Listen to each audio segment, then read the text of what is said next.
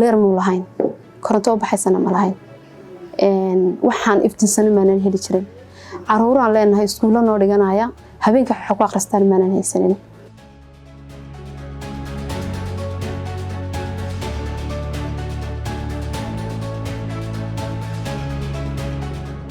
sidaad u ogtahay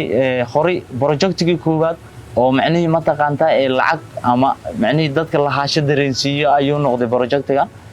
sababtoo ah dadka hore waxaad u malaynaysaa in waxa la iska siini jiray free iska hayeen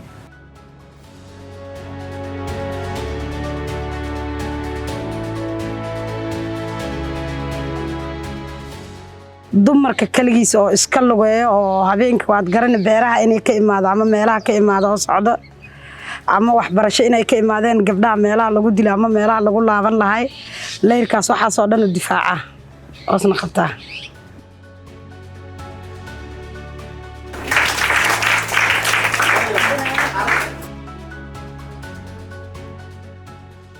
maaragtay heerkul aad u sareeyo weeyaan waa heerkul maaragtay waxba lagu baran karin heerkul waxa dhici karta mar inuu heerkulku gaaro 41 degree centigrade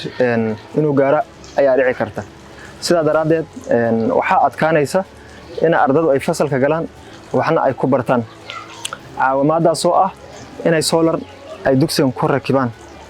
marka solarka rakiban waxa weeyaan waa 36 panel